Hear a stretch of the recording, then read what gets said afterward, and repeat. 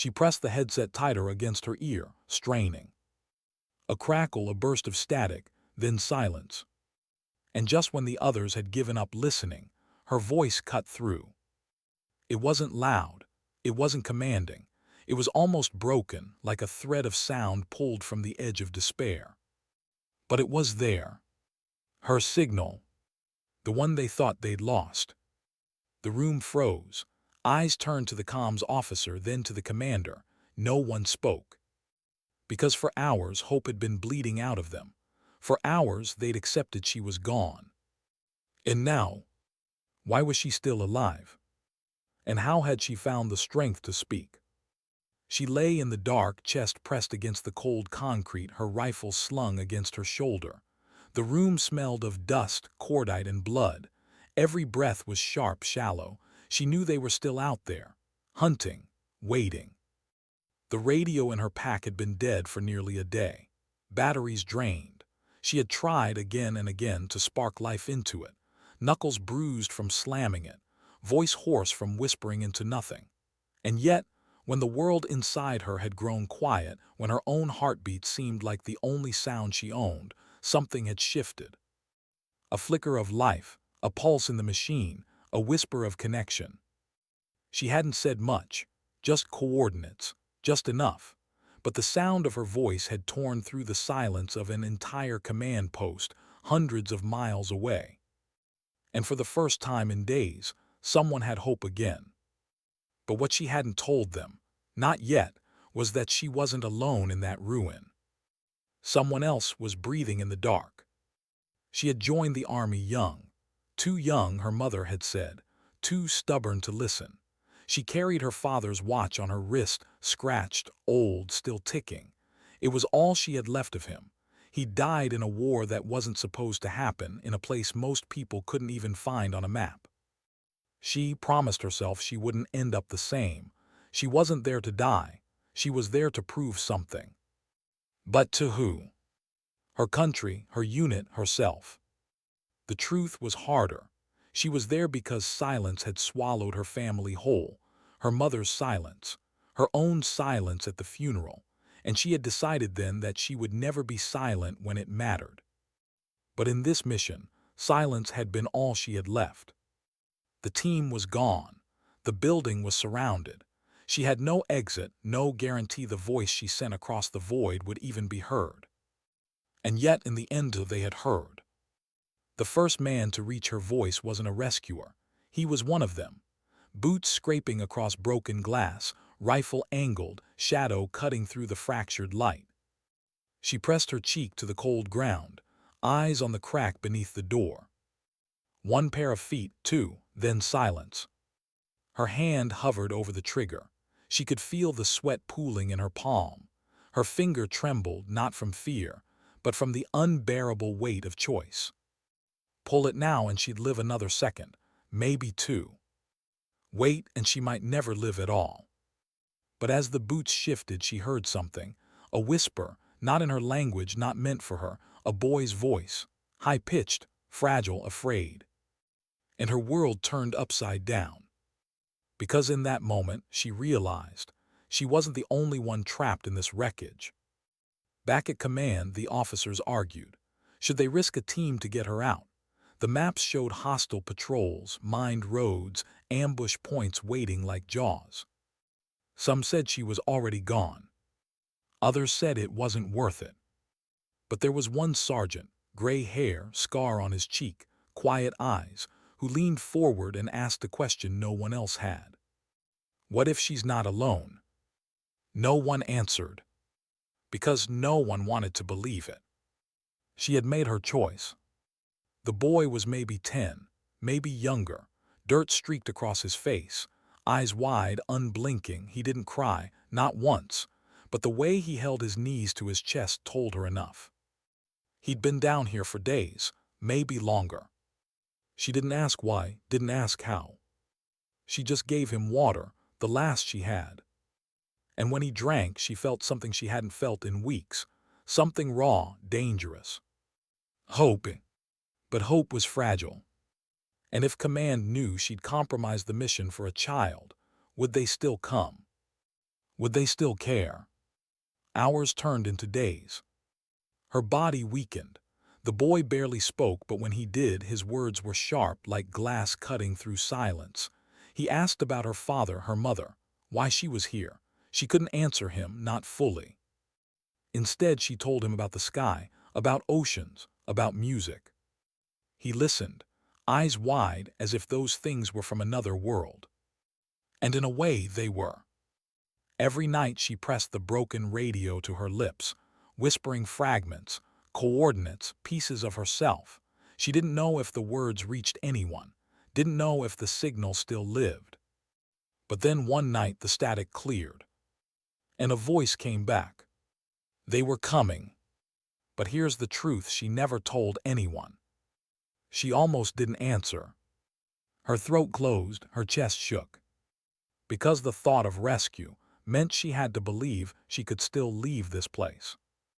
And leaving meant facing what came after. The guilt, the silence, the memory of every face she hadn't saved. She almost stayed quiet. But then she looked at the boy. And she chose to speak. Her voice cut through the static. A single line, barely a whisper. But enough to move mountains, enough to send soldiers into the fire for her. And when that final door splintered, when boots thundered in and hands pulled her into the light, she wasn't just a soldier anymore. She was a promise. A reminder that sometimes hope survives on nothing more than a whisper. The commander never asked her what it felt like. The sergeant never asked why she risked herself for a child. The boy never spoke of what he'd seen. But she carried it. Every step, every silence, every breath of air that tasted like freedom. Because in the end, her lesson was simple. Sometimes dignity doesn't shout. Sometimes it doesn't command. Sometimes it simply waits. And when the moment comes, it speaks. Why was her voice still steady when everything inside her was breaking? The floor beneath her cheek was cold, gritty with fragments of concrete. She could smell gunpowder still lingering in the air, the faint metallic sting of blood, the burnt tang of wires. Every sound echoed too loudly in that hollow ruin. The tick of her father's watch against her wrist, the scrape of her own breath, the whisper of something moving beyond the wall. She closed her eyes, tried to measure her heartbeat, slow it down. She knew the enemy moved by sound more than sight here. Every floorboard creak, every cough could be a death sentence. The radio had sputtered back to life only minutes before. She forced her voice through static, through a throat that felt like glass, giving them her coordinates. Just enough, not more. If she spoke too long, the signal might die again, or worse, it might be triangulated. She should have been relieved. She should have felt the weight lift off her chest. But relief didn't come. Not yet, because there was something else in the dark with her. The movement came again, faint, cautious, almost human. She tightened her grip on the rifle, stock against her shoulder, finger against the trigger guard. She listened. It wasn't boots this time, not the steady stomp of a patrol. This was lighter, uneven, a drag, a shuffle, a pause. Her jaw clenched. She steadied her breath. And then through the crack of the broken doorway, she saw it. A shadow small. She held her aim steady, but her throat tightened as the figure came into view. Not a soldier, not a fighter, a child. The boy's hair was matted, dust clinging to his skin. His eyes, too big for his thin face, searched the room like an animal testing a snare. Bare feet silent on the debris. He looked no older than 10. For a moment, the war around her vanished. It was just him and her. Two survivors in the hollow ribcage of a building long dead. Her finger hovered over the trigger. She could end this, silence the risk, survive another hour. That was what training demanded. That was what instinct whispered. But the boy's eyes, they didn't carry hatred. They carried something worse. A hollow, heavy silence that mirrored her own. She lowered the rifle, just slightly. He froze when he saw her. Didn't run, didn't cry, just stared. His chest rose fast, shallow. His lips were cracked. He looked like he hadn't seen water in days. Her throat worked. She swallowed dust. "It's okay," she whispered, though she knew he wouldn't understand the words. Still, her tone softened. She shifted slowly, reaching into her pack. Her fingers closed around her last bottle of water, half full, maybe less. She hadn't let herself drink more than a mouthful every few hours. Her lips were bleeding from thirst. Her body was trembling with it. But the boy. She held the bottle out, setting it on the ground between them. No sudden movements, no demands, just an offering. For a long moment he didn't move. His eyes flicked from her face to the bottle. Then, finally, like a stray animal deciding whether to trust, he inched forward. Each step hesitant, deliberate. His hand shot out, snatched the bottle, and retreated back into the shadow. She didn't move, didn't speak, just watched as he unscrewed the cap and tipped it to his lips. The sound of him drinking was louder than gunfire, gulp after gulp. She almost told him to stop, to pace himself, but she bit her tongue. Who was she to deny him relief? When he lowered the bottle, there were tears cutting paths through the dirt on his cheeks.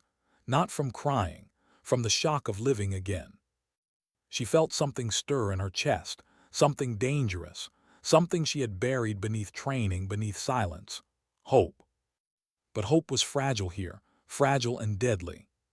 She turned her eyes back to the doorway, listening for boots, for shouts, for the telltale rattle of rifles. If they found him here, if they found her with him, it would be over for both of them.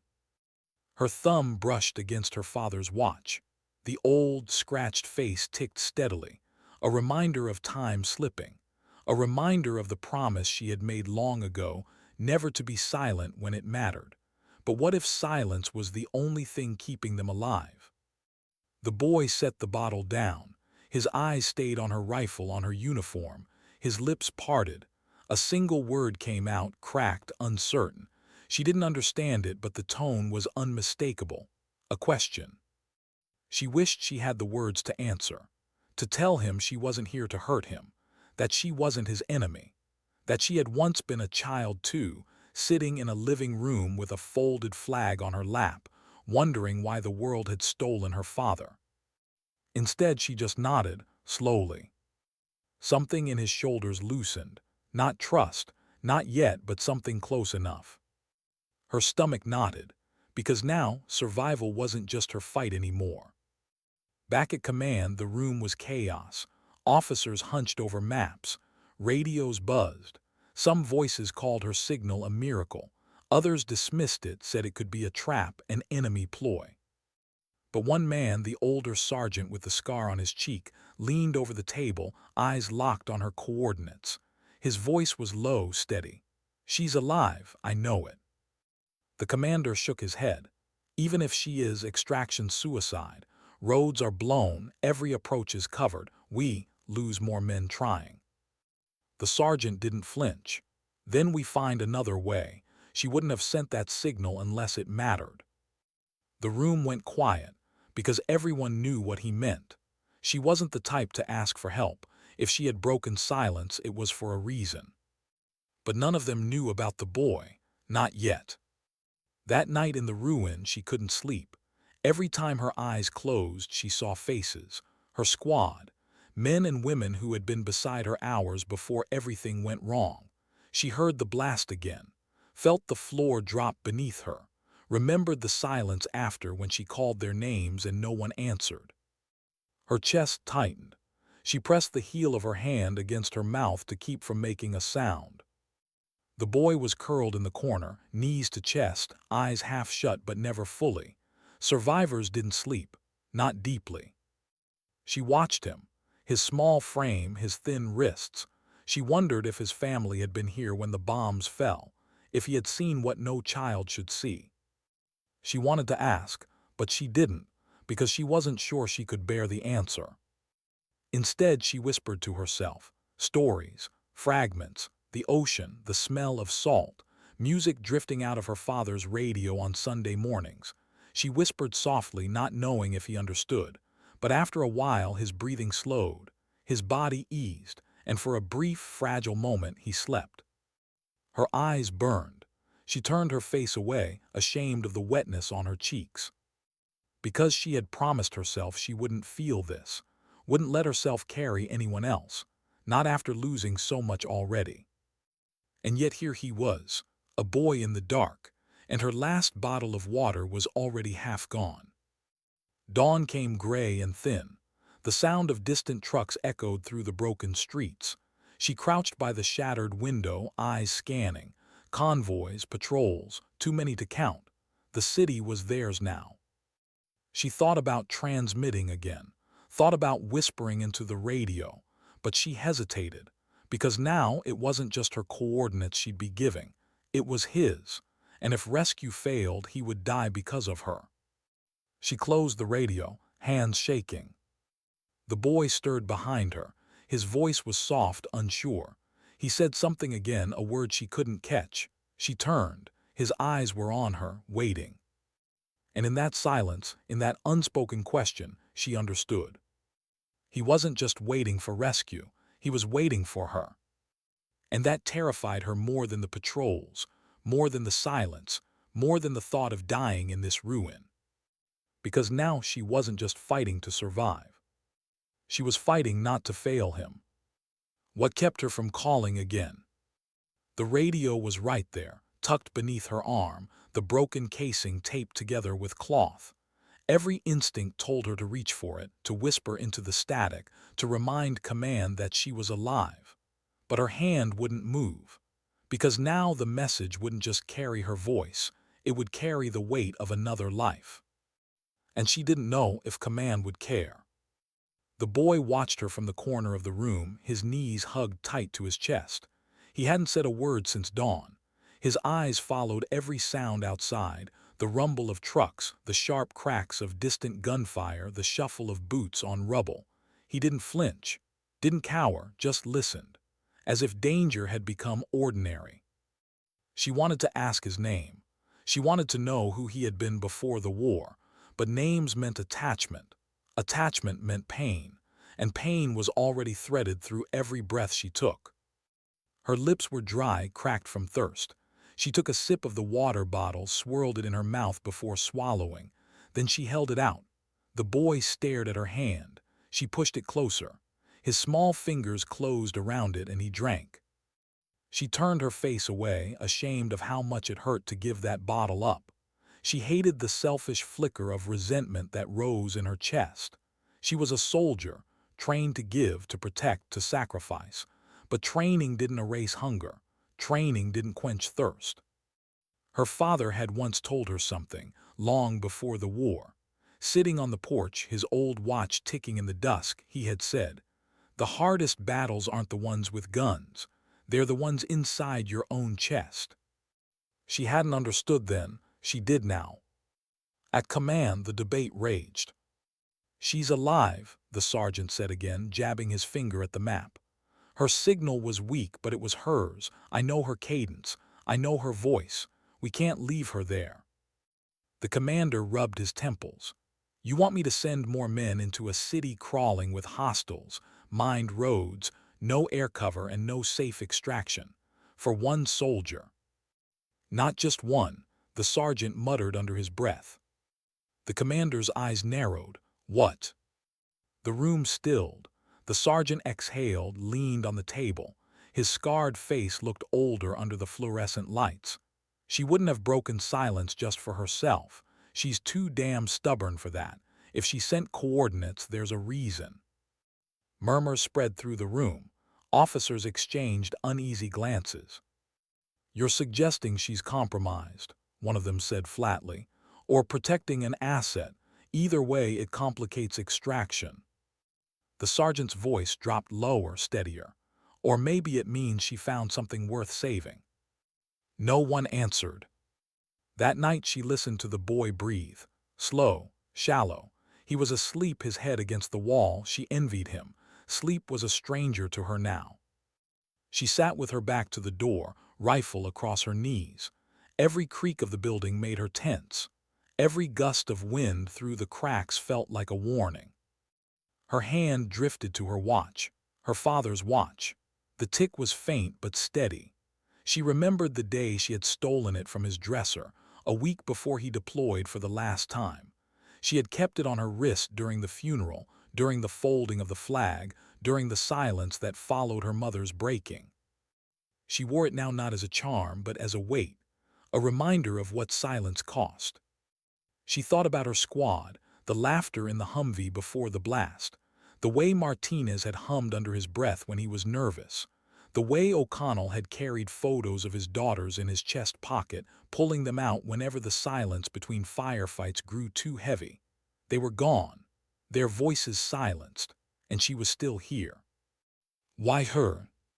Her chest ached. She pressed her forehead to her knees, gripping the rifle tight. Guilt clawed at her throat. Survival had its own kind of cruelty. The boy stirred, mumbling in a language she didn't understand. His hand twitched, reaching out in sleep. Without thinking, she reached back. Their fingers brushed. For a moment, the war faded. The next day, she decided to test the radio again. Her hands shook as she twisted the dial. Static hissed, sharp and angry. She whispered her call sign, repeating it 3 times. Nothing. Then, copy faint, say again. Her heart leapt. She pressed the button harder. This is Raven, coordinates unchanged. I am not alone.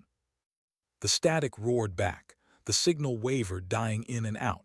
She repeated the words slower this time. Not alone, not alone. And then silence. She froze, staring at the dead radio in her hands. Had they heard? Or had she just signed both their death warrants? The boy was watching her, wide-eyed. She forced a smile. It didn't reach her eyes. Back at command, the comms officer replayed the signal again and again.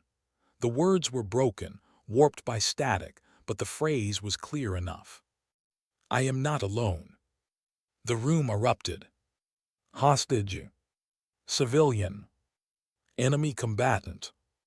Theories flew across the table. None agreed. The sergeant said nothing. He just stared at the map, his jaw tight. He knew her. Knew she would never protect an enemy. Whatever she'd found, whoever she was with, it mattered enough for her to risk everything. Finally, the commander slammed his hand on the table. Enough. We can't sit on this. Prep a small team. Volunteers only. We'll send them in at night. The sergeant's eyes lifted. I'll go. Back in the ruin, the boy sat close to her now. Still silent, still guarded, but closer. He had begun to mimic her movements.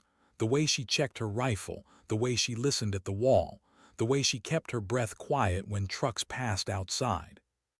It unsettled her. He was a child, and yet war was already stitching itself into him. At one point, he touched her watch. His small fingers traced the scratched glass. He looked up at her, eyes full of a question he couldn't ask.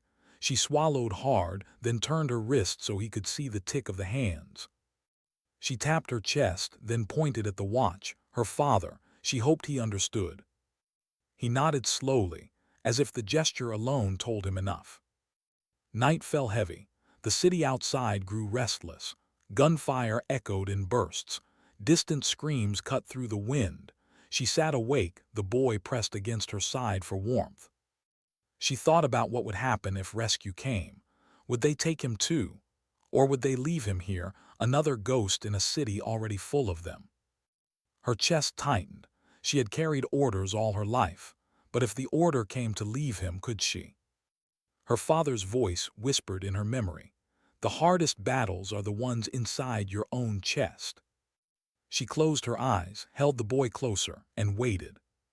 Far away under a sky filled with stars, the sergeant checked his rifle.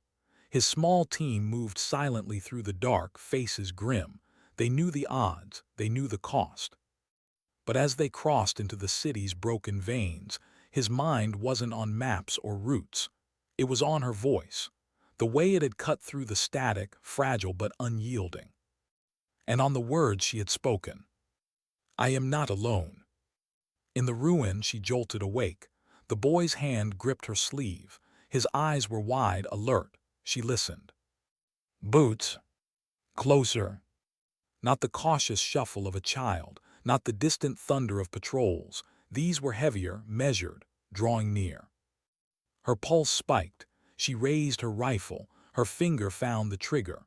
The boy pressed himself against her side, trembling. Her breath caught. If she fired, they'd know she was here. If she didn't, they might walk through that door. And in that instant she realized her voice had been heard.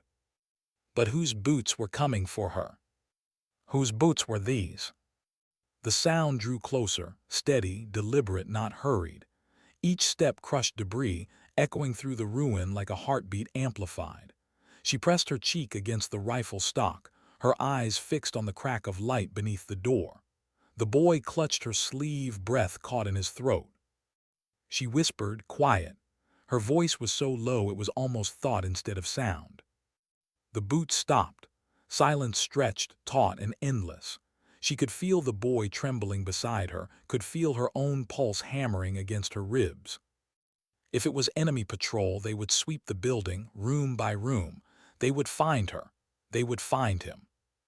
If it was the rescue team, why hadn't they signaled? The seconds dragged. Her muscles burned from the stillness. Her finger hovered on the trigger. One squeeze and she could shatter the silence, decide everything in an instant. But then 3 faint taps, metal against metal, a code, not theirs, not official, but something she recognized. Her chest constricted. It was the sergeant's. Half a mile away, the rescue team crouched in the dark skeleton of a collapsed building. The sergeant adjusted his earpiece, voice low. She's near. I know it. The youngest of the squad, a corporal barely past 20, shifted uneasily. Sir, if they've got her, we're walking into a trap. The sergeant didn't answer. He just checked his rifle, eyes on the map. The city around them was alive with danger, enemy convoys, patrols, checkpoints. Every step deeper was a step away from safety. But his mind kept circling back to her voice. He had heard it through the static. Fragile, shaken, but hers. She had never been one to ask for help. That signal had carried something unspoken, something heavier than survival. He tapped his rifle butt softly against a pipe 3 times, a rhythm only she would recognize. He waited. Inside the ruin, her breath caught when she heard it. The boy looked up at her, wide-eyed. She pressed a finger to her lips, then whispered into his ear, "Stay here." He didn't move, didn't nod, just stared at her as though the world outside that door was a chasm he couldn't cross without her. She forced herself to break his gaze, forced her legs to carry her forward. She crept to the door, rifle raised, heart thundering. Slowly, carefully, she tapped her barrel against the doorframe, once, twice, 3 times, the same rhythm. For a moment nothing, then a faint answering tap. Her chest loosened. Her throat almost gave way to relief, almost, because relief was dangerous here. She opened the door just a crack. The hallway beyond was empty, shadows shifting in the pale moonlight that filtered through holes in the walls. Then a figure stepped forward, helmet low, rifle angled, eyes sharp. The sergeant. Their eyes met. For a heartbeat neither moved, then his jaw tightened. "You're alive," he whispered. Her lips parted but no words came. Alive, was that what this was? Before she could answer, the boy stirred behind her. His foot scraped against the concrete. The sergeant's head snapped toward the sound. His rifle lifted slightly. Her chest tightened. She stepped sideways, blocking his line of sight. "Wait." His eyes narrowed. "What is it?" She swallowed hard. Her mouth was dry. "He's just a kid." The silence that followed felt heavier than gunfire. Back with the team outside, tension simmered. They whispered to one another, debating whether to advance or hold. Every minute they lingered, the risk grew. Patrols could sweep by any second. One of them, a medic with tired eyes, muttered, "We're supposed to bring her out. Not whatever this is." But the sergeant's voice crackled through their comms, low and final. "Stand by." In the ruin, the boy stepped forward into the thin light of the hallway. His face was pale, lips cracked, eyes enormous in the dimness. The sergeant's expression hardened, unreadable. He lowered his rifle slowly but didn't take his eyes off the child. "You didn't say anything about this," he murmured. Her throat clenched. She felt the weight of the watch on her wrist, the echo of her father's voice. "The hardest battles are inside your chest." "I couldn't," she whispered. The sergeant studied her. Then the boy. His silence stretched, deliberate. "Finally," he said, "we don't have time. Patrols are closing in. You coming or not?" Her stomach turned. It wasn't a question of if she was coming. It was a question of whether the boy would be allowed to. She glanced at him, his thin arms, the dirt on his cheeks, the way he stood too still for a child. She couldn't imagine leaving him behind. Not after giving him water. Not after letting him rest against her shoulder when he finally slept. "I'm not leaving him," she said quietly but firmly. The sergeant's jaw tightened. "He's not our mission." She felt the anger rise, hot and sharp, then change the mission. Their eyes locked. The silence between them carried more than words: history, trust, disappointment, hope. Finally he exhaled. "We move, but if it costs the team." "It won't," she cut in. She prayed she was right. They slipped through the streets like shadows. The boy walked between them, silent but watchful. His bare feet made no sound on the broken asphalt. Every corner was a threat. Every flicker of light in a window could be a scope. Every distant bark of a dog sent adrenaline surging. She stayed close to him, one hand brushing his shoulder every few steps, guiding him. The sergeant watched her out of the corner of his eye, his expression unreadable. At one point the youngest corporal whispered, "Why are we carrying dead weight? He'll slow us down." She stopped walking. Her voice was a whisper, but it cut through the night like steel. "He's not dead weight." The boy's hand tightened around hers. The sergeant raised his hand, signaling silence. Then they froze as headlights swept the street ahead. A convoy, armored trucks rumbling by, engines growling. They pressed against a wall, breath held. The boy trembled. She crouched, pulling him into her chest, shielding his body with hers. She could feel his small heart hammering against her ribs. One truck slowed. A soldier leaned out, scanning the shadows with a flashlight.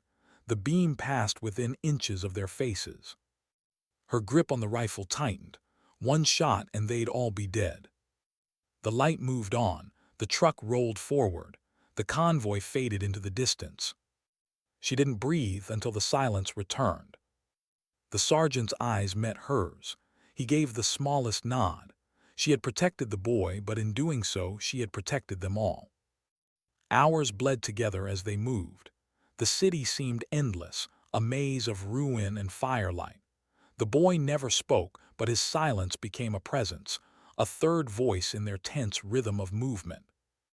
At one point, when the team paused in a shattered apartment, she pulled her watch from her wrist and held it out to the boy. He stared at it, then at her. She smiled faintly, pushing it into his palm. "It's yours," she whispered. The sergeant watched from the corner, his eyes heavy. He didn't say a word. But the city wasn't done with them. As they neared the extraction point, gunfire erupted. Ambush. Bullets snapped through the air, glass exploding, concrete splintering. The team dove for cover. The boy screamed. His first sound since she'd found him. She pulled him down behind a crumbling wall, wrapping her body over his. Dust filled her mouth. Her ears rang. The sergeant shouted orders, his rifle barking back. The night was alive with chaos. She felt the boy's fists clutching at her vest, his body shaking. Her arms tightened around him. She whispered into his hair, words she didn't know if he could understand. "I've got you. I've got you." And as bullets tore the night apart, she realized something. Her signal hadn't been a cry for rescue. Not really. It had been a promise. A promise she wasn't about to break. The first bullet had been a warning. The second shattered the wall above her head. By the third, the street was alive with chaos. She dragged the boy tighter against her chest as shards of concrete rained down. The rescue team had scattered into firing positions, weapons barking into the night, but the ambush had been well laid. Muzzle flashes lit the ruins, sharp bursts of orange against the dark. Enemy shadows moved fast, ducking behind wreckage, firing from rooftops. The boy's scream still rang in her ears, raw and panicked. She pressed his face into her shoulder, whispering, "Stay down, don't move, don't let go." Her rifle was still slung across her chest, pinned by his small body. She wanted to fight, needed to fight, but the weight of him kept her anchored. She wasn't a sniper here, she was a shield. A grenade clattered across the pavement, rolling to a stop yards from their cover. Her body reacted before her mind did. She twisted, shoving the boy beneath her as the blast tore the air apart. Heat punched against her back, debris showering over them. Ears ringing, lungs burning, she felt his hands claw at her vest. Alive. He was still alive. Across the street, the sergeant's voice cut through the ringing in her head. "Cover left, push them back." She forced herself up, vision blurred, and raised her rifle. Her arms trembled, her cheek pressed to the stock. One target appeared in her scope, then dropped, her bullet finding its mark. Another silhouette darted between shadows. She fired again, missing by inches, then ducked as a hail of rounds chewed the wall. The boy whimpered, curling tighter into the rubble. She grit her teeth, forcing herself calm. "If I break, he breaks." The corporal, the youngest of the team, was shouting, "We're pinned, we can't hold this." The sergeant snapped back, "We hold until we can move, damn it. Stay on your sectors." The medic, crouched low beside a shattered car, called out, "She's got the kid, protect their position." His rifle cracked, cutting down an enemy who had flanked too close. And in that moment she understood. The boy was no longer just hers. He belonged to all of them now. The firefight stretched into endless minutes. Her magazine emptied, then another. Sweat stung her eyes, blood smeared across her gloves from scrapes she hadn't noticed. Every shot she fired felt heavier than the last, not because of recoil, but because of what it meant. Each bullet wasn't just survival. It was proof to the boy that she wouldn't let go, that when the world came for him, she would stand in its way. The sergeant crawled toward her position, bullets sparking off concrete inches from his head. He slammed into cover beside her, breath ragged. His eyes flicked to the boy, then to her. "You should have left him," he said, not accusing, just weary. Her reply was steady, even as her hands shook. "I couldn't." He studied her, jaw tight. Then he passed her an extra magazine. "Then we fight for him too." She took it, and in the middle of hell she almost smiled. But the enemy wasn't retreating. They pressed harder, trying to overwhelm, their shouts in a foreign tongue echoing through the ruins. More shadows closed in. The team's line was thinning. Then came the crack of a sniper round. The sound was different, sharper, distant. One of their men, the corporal, jerked and fell, blood blooming across his chest. He gasped, choking, clawing at the air. "Medic!" the sergeant roared. The medic scrambled to him, dragging the young soldier back, hands already pressing against the wound.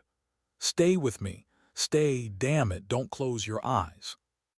Her throat tightened. She had seen death before, too much. But the boy hadn't. His wide, horrified eyes were fixed on the fallen soldier, watching life bleed into the dust. She turned his face into her shoulder, whispering fiercely, "Don't look, don't." But she knew the sound of it would stay with him. The rasping breaths, the medic's desperate curses, the silence when it ended. The corporal's weapon clattered to the ground, useless. The boy flinched at the sound. Her own chest ached. She couldn't save the man, but she could save the boy. That truth burned in her like fire. The sergeant's voice cut through the grief, hard and unyielding. "We can't stay pinned. We move on my mark, West Alley, 3 buildings down. That's cover to the extraction point." The team nodded, hollow-eyed but determined. She clutched the boy's hand. His skin was clammy, trembling. She leaned down, her forehead almost touching his. "When I tell you, you run with me. Don't stop. Don't let go. Understand?" He blinked, tears streaking through the grime on his cheeks.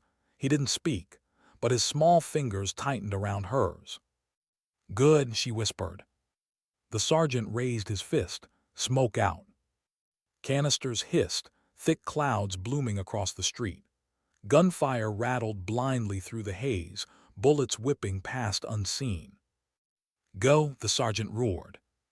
She surged forward, dragging the boy, legs pumping. The world was a blur of smoke and fire, shouts and gunfire.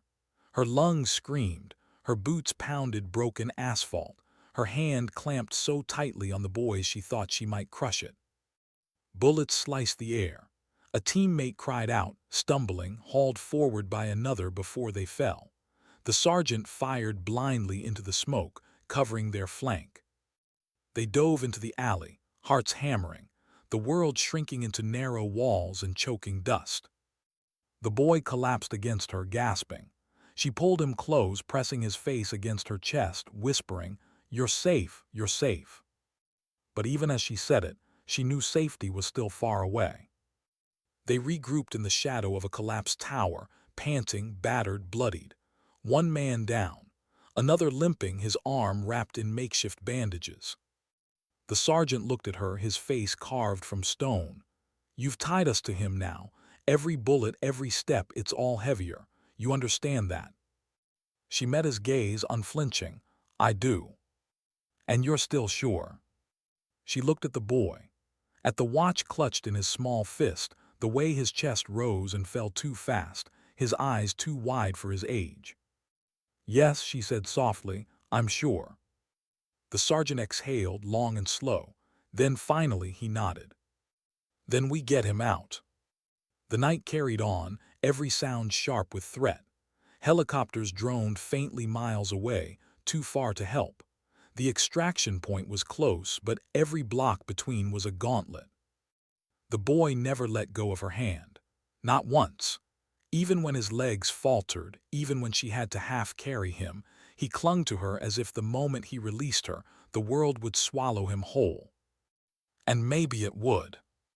Hours later, when the city had grown too still, too quiet, she realized what silence meant.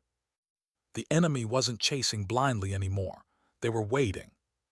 The sergeant confirmed it in a whisper.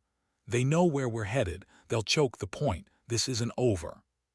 She tightened her grip on her rifle, on the boy's hand, on the promise she had made to herself in that ruined room.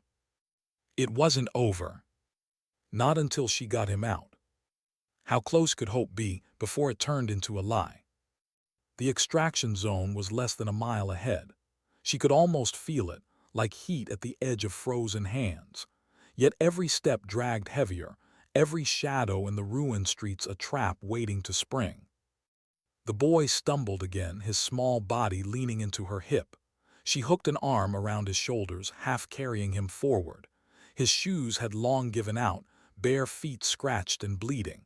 He didn't complain. He hadn't spoken in hours. Only his grip on her hand kept speaking for him. The sergeant called a halt near the husk of a burned-out store. The team ducked inside, crouching behind twisted shelves and broken glass. No words at first, just the sound of ragged breathing, weapons being checked, the rasp of a canteen passed hand to hand. The medic dropped beside the boy, his eyes tired but gentle. "Water." The boy hesitated, then took it, sipping carefully, gaze never leaving her. As if the water only mattered because she nodded that it was safe. The sergeant leaned against the doorway, eyes scanning the street beyond. His voice was low but sharp. "They'll be waiting for us. The zone is a choke point, they know it. We walk in blind, we die." Silence answered him. The team knew it was true. Her voice was quiet but firm. "Then we don't walk in blind." The sergeant turned, his eyes hard. "You suggesting what I think you are." She met his gaze. "I scouted alone, I've done it before." "You won't make it back," he said flatly. She shrugged. "Then at least you'll know where the fire's coming from." The medic looked between them, his face lined with worry. "There has to be another way." But the sergeant's silence said what everyone knew. There was. The boy's hand tightened around hers, small fingers trembling. She crouched low to meet his eyes. "I need you to stay here," she whispered. "With them just for a little while." His head shook violently, tears springing. He clung tighter, nails digging into her glove. Her chest ached. She pulled the old watch from his fist, brushing dirt from its cracked face. "Keep this safe for me. If you're holding it, I'll come back for it. I promise." His lip trembled, but he nodded, clutching the watch like it was life itself. She eased his fingers from her hand, one by one. It felt like tearing out her own veins. Then she slipped into the night. The city breathed differently when she was alone. Her boots kissed the ground in silence, every shadow alive with suspicion. She moved like smoke, slipping between collapsed walls, ducking under twisted beams. The street smelled of cordite and dust, the stale stench of places where people had died too quickly. Ahead, the extraction zone yawned open, a plaza ringed with broken buildings. Too open, too quiet. Through her scope, the truth revealed itself. Figures crouched on rooftops, muzzle flashes faint in the dark, snipers waiting, a machine gun buried behind sandbags at street level. They weren't careless. They had turned the zone into a killing ground. Her breath caught. If the team walked in like this, none would leave alive. She clicked her radio once. Static whispered back. She waited for the sergeant's voice.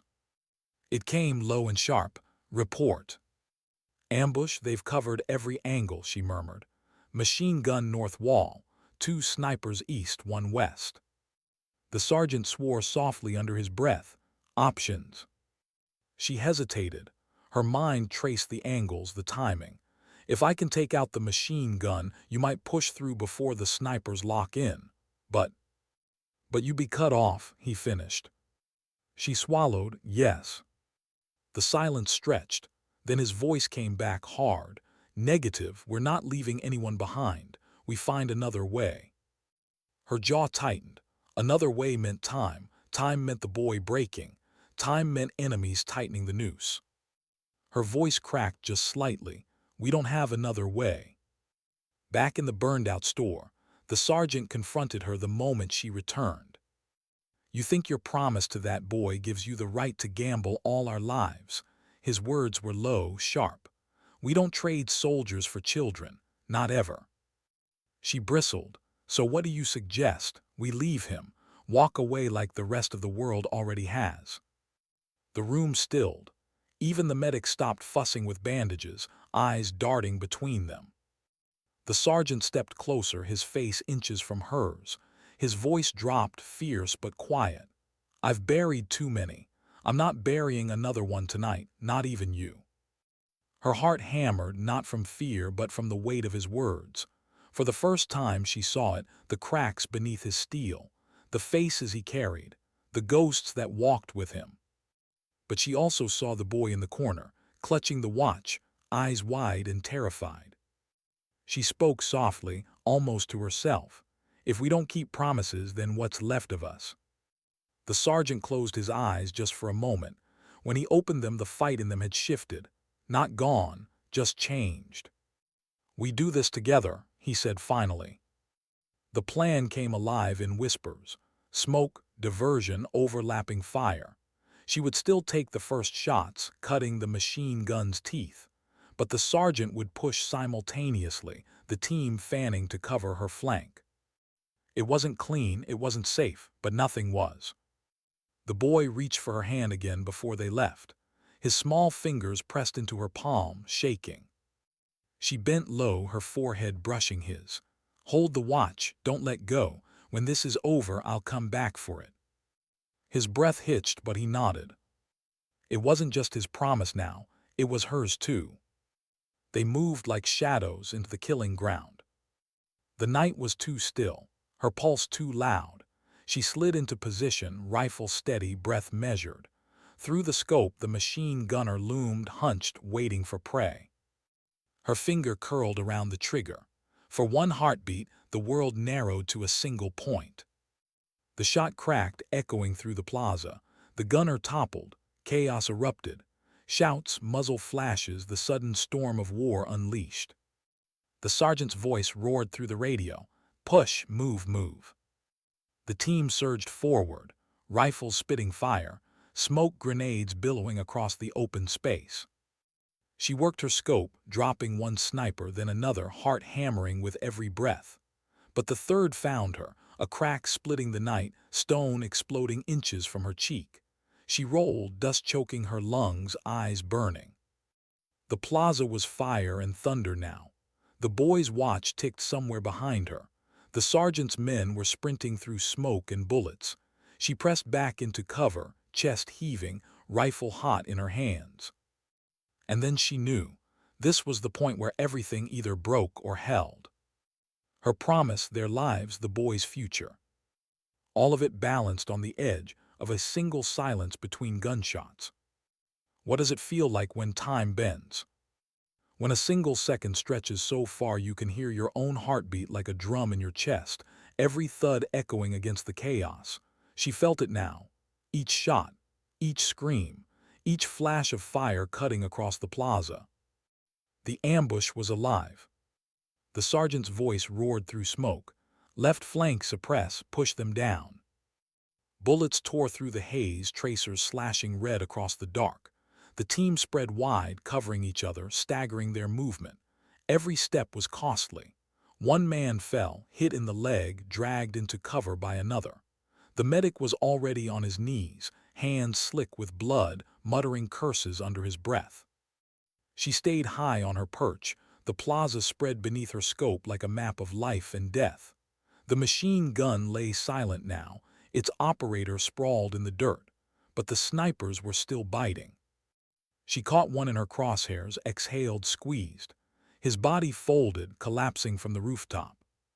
"Two down," she whispered. Static crackled back, the sergeant's voice sharp. "Still one more, watch your." The last sniper fired. The round shrieked past her ear, a shockwave that stole her breath. Stone shattered, shards slicing across her cheek. Pain burned hot, blood dripping into her mouth. She dropped flat, heart hammering. "Sniper still active, west wall." The sergeant's reply was immediate, "Take him." She forced herself steady. Breath, grip, focus. Her cheek pressed to the stock, the cut stinging. The sniper moved between cover, confident, hunting. One chance. Her finger curled. The crack split the night. His body jerked back, then silence from that rooftop. She wiped blood from her face with the back of her glove, her voice steady despite the sting. "Clear." The team pushed harder, pouring through the smoke, rifles spitting fury. The enemy fired wildly now, their ambush breaking under the weight of resistance. But it wasn't clean. It never was. She dropped from her perch, boots hitting broken pavement, rifle slung tight as she sprinted to rejoin. The plaza stank of smoke and cordite, bodies scattered in the dust. The boy was still there, pressed against the medic's pack, the watch clutched in his trembling hand. His eyes found her instantly, wide, wet with terror, relief flooding them when he saw she was still alive.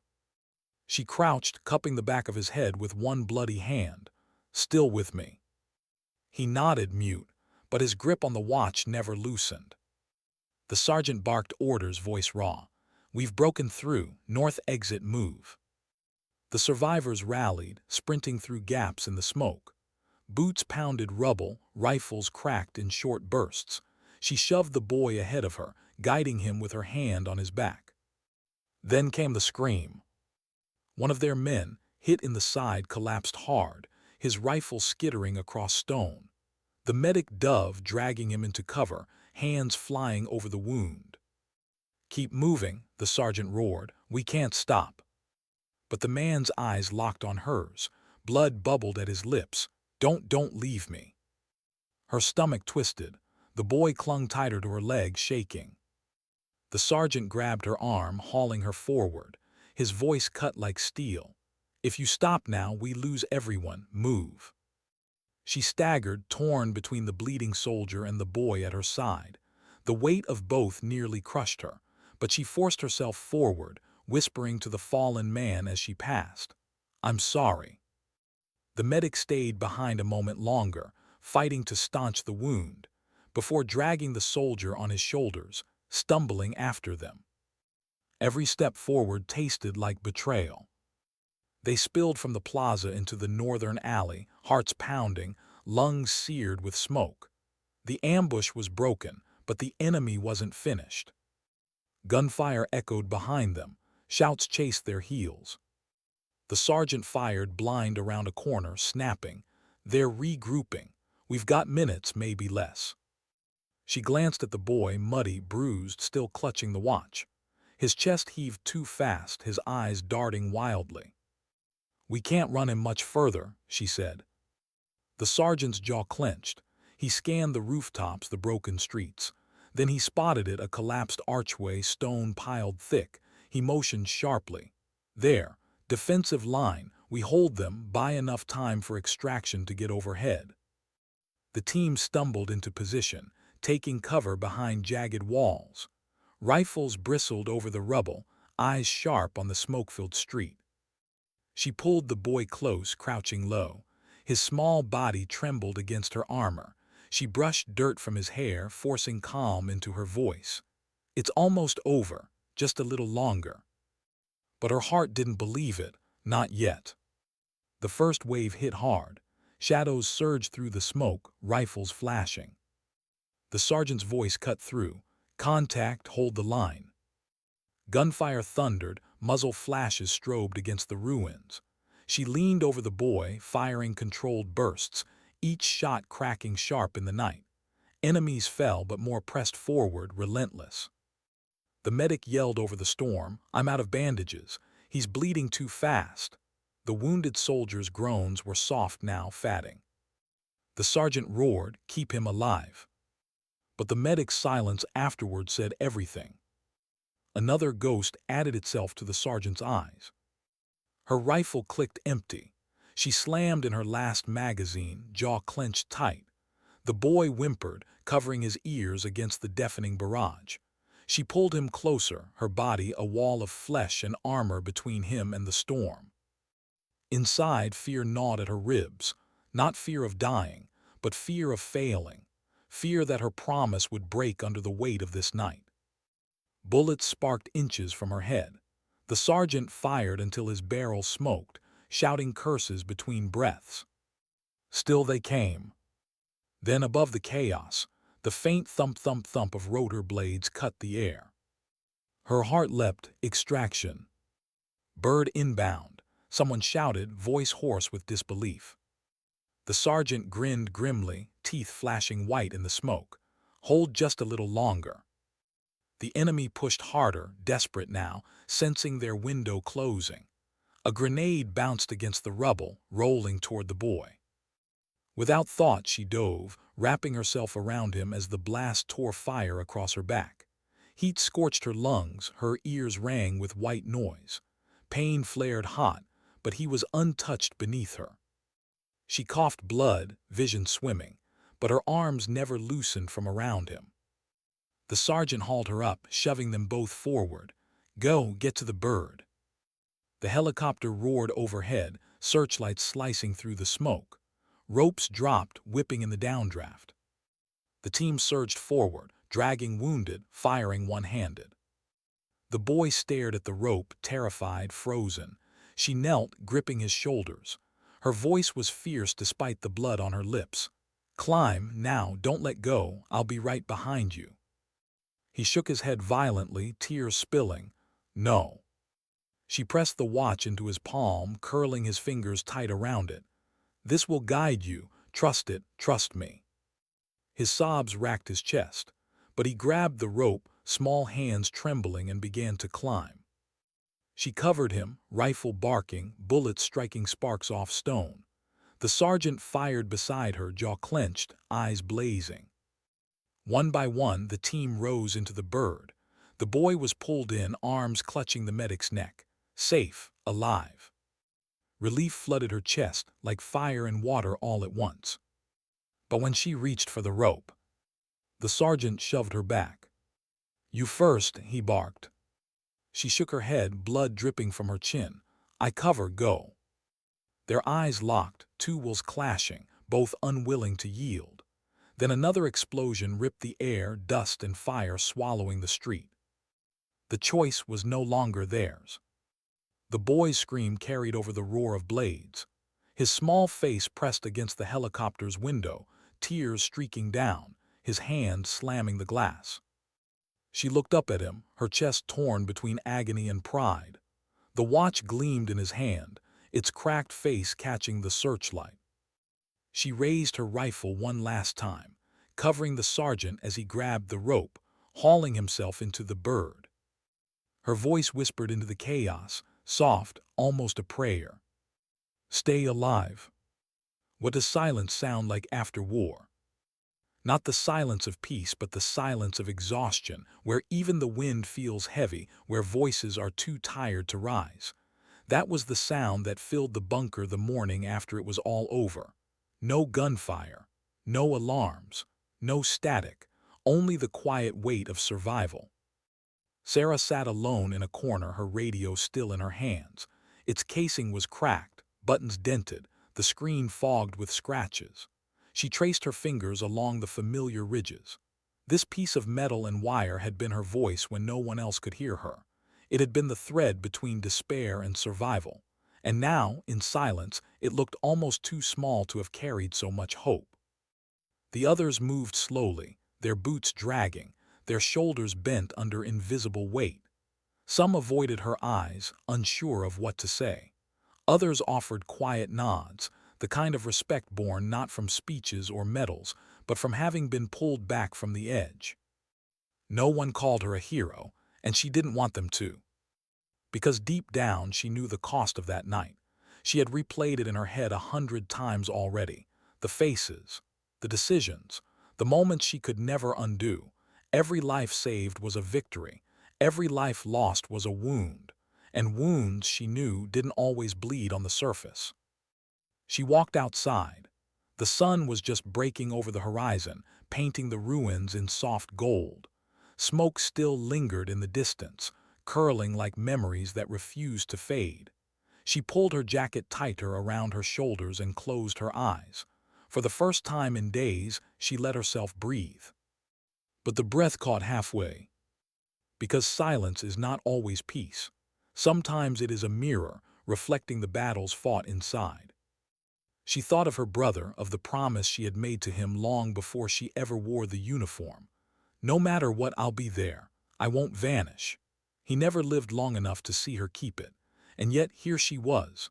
A voice carried across static, across fear, across a night where everything had almost fallen apart. A voice that had not vanished. Later, as the unit prepared to move, a younger soldier approached her. He hesitated, helmet in his hands, words stuck in his throat. Finally, he said, "When I heard you on the comms, I thought maybe we had a chance." His eyes glistened, and for a moment the weight he carried cracked open. "Thank you." Sarah didn't answer right away. She simply placed a hand on his shoulder, steady, firm, silent, because she knew that sometimes words only dissolve what silence holds strong. As they marched out, the world felt fragile, every step echoing in a place where echoes had once been drowned by chaos. Sarah glanced back one last time at the bunker, at the antenna still bent and scarred from the night's storm. She imagined her voice traveling out through the static, like a ghost carried into the ether. And in that ghost, hope. Hope for those who had heard her. Hope for those who hadn't. Hope even for herself. She walked forward, boots pressing into the dirt, each step quiet but unshakable. She was not the loudest, not the strongest, not the one they expected, but when the night demanded a voice, hers had risen. And that was enough. Because sometimes survival is not about the thunder of guns or the roar of orders. Sometimes it is about a single voice breaking through silence.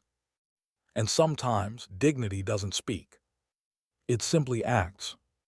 The final image lingered, her silhouette against the pale dawn, walking into the uncertain light, her radio tucked close to her chest.